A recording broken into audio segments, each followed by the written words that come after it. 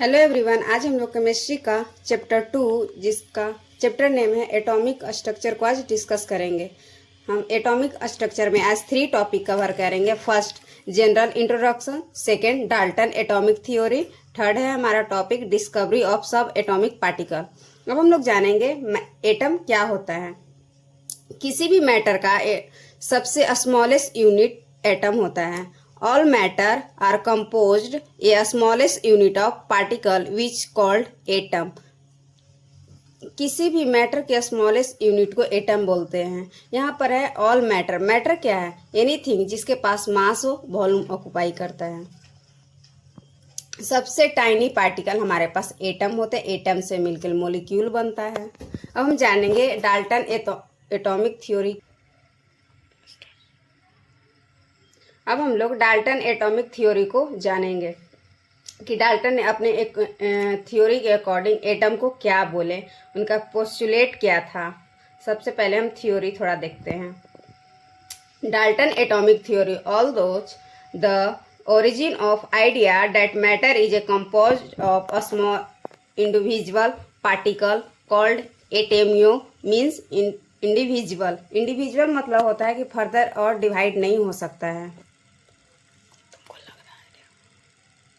अब हम जानेंगे कि अगर कोई भी साइंटिस्ट अगर थ्योरी देते हैं तो कोई ना कोई तो पॉइंट जरूर होता है। उसी तरह डाल्टन एटॉमिक थ्योरी 2 लॉ पर बेस है। फर्स्ट है law of conservation of mass, second है law of definite proportion.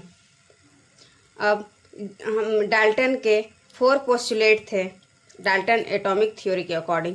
First है हमारे पास matter consist of individual atom.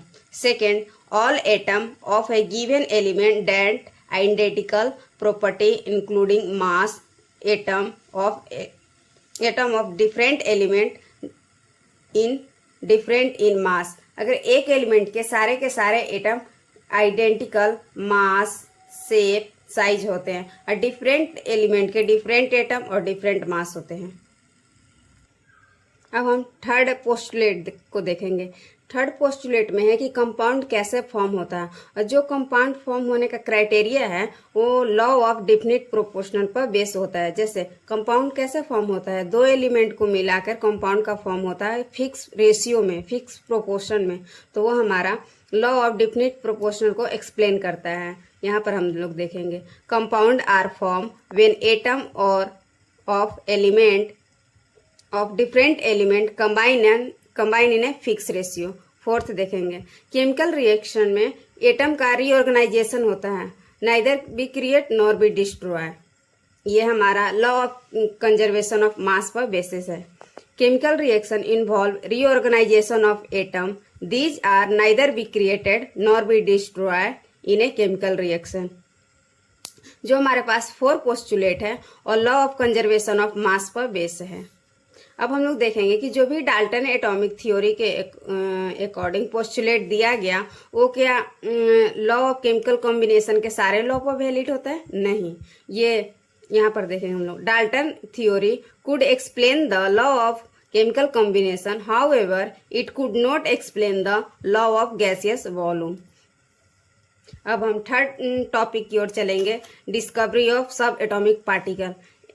Dalton के अकॉर्डिंग बोला गया कि एटम एक इंडिविजुअल पार्टिकल्स होते हैं। इंडिविजुअल मीन्स उसका डिवाइड फर्दर नहीं किया जा सकता है, पर ऐसा नहीं है। आगे चल के एटम को भी डिवाइड किया गया, उसमें टाइनी टाइनी पार्टिकल्स हमें मिले।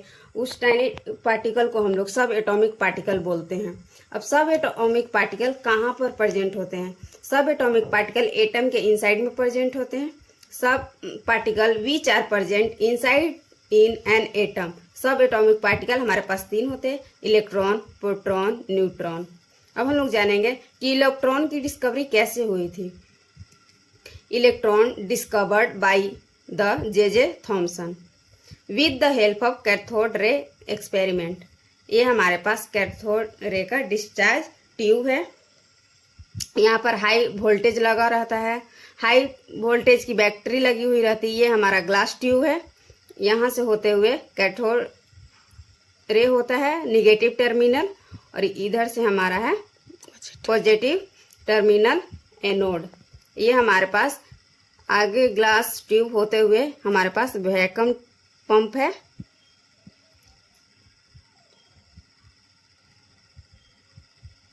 वैक्यूम पंप जो हमारे पास यहाँ पर जो वैक्यूम पंप है, ये डिस्चार्ज ट्यूब में जो भी गैस प्रेजेंट रहते हैं उसको रेगुलेट करने का काम करता है।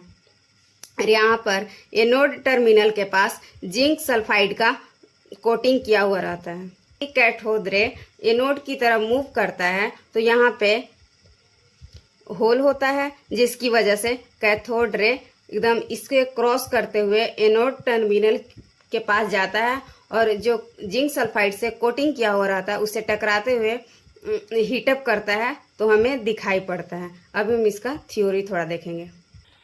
जो हमारे पास कैथोड डिस्चार्ज ट्यूब था, this is a glass containing tube है। उस देयर आर 2 इलेक्ट्रोड, एक होता है cathode negative terminal, second anode positive terminal.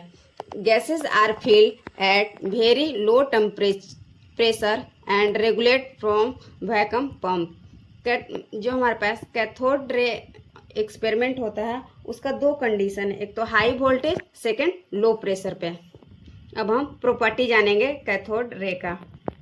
First हमारे पास प्रॉपर्टी है cathode ray start from cathode and move toward the anode. Cathode ray cathode से start होकर एनोड की ओर जाता है मूव करते हुए। Second, these ray themselves are not visible. Cathode ray हमें विजिबल नहीं होता है, but they behaviour can be observe with the help of certain condition of material fluorescent which glow when hit by them। ऐसे हमें cathode ray आंखों से हम दिखाई नहीं हमें देता, उसके बिहेवियर से। Just like a cathode ray जब कैथोड से एनोड की ओर मूव करता है तो वहाँ एनोड टर्मिनल के पास होल बना रहता है, जिसे कैथोड रे पार करके एनोड टर्मिनल के एंड पर जिंक सल्फाइड का कोटिंग किया हो रहा था, उससे जब टकराता है तो हीटअप होता है तो हमें दिखाई पड़ता है। अब थर्ड प्रॉपर्टी जानेंगे। In the absence of electric and magnetic field these ray travel in a straight line. अगर वो डिस्चार्ज ट्यूब में इलेक्ट्रिक फील्ड मैग्नेटिक फील्ड को हम लोग अब्सेंट कर देंगे तो हमारा कैथोड रे स्ट्रेट लाइन में ट्रेवल करेगा।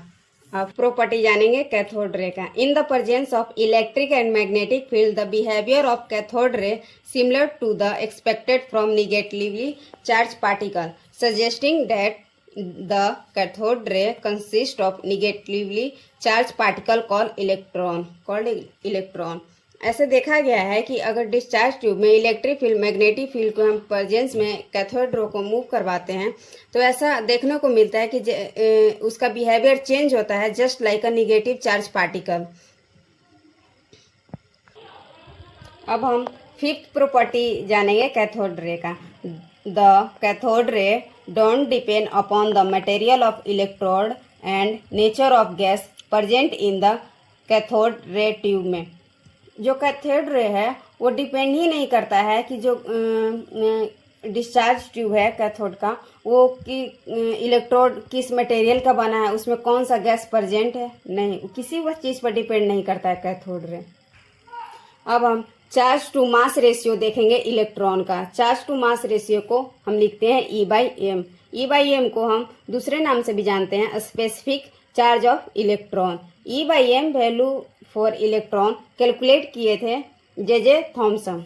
E/m वैल्यू हम निकालेंगे, कैलकुलेट करेंगे। इलेक्ट्रॉन का चार्ज होता है -1.6 गुना 10 के पावर -19 कूलम और मास होता है 9.1 गुना 10 के पावर -31 kg। अब हम कैलकुलेट करेंगे तो हमारे पास आ जाएगा नंबर 1.76 गुना 10 के पावर -11 कूलम kg इनवर्स। अब हम लोग जानेंगे charge on the electron. Charge on electron, जो हमारे पास इलेक्ट्रॉन पर चार्ज प्रेजेंट होता है -1.6 गुना 10 के पावर -19 कूलम, वो किसने डिस्कवर किए थे और किस एक्सपेरिमेंट से किया गया था?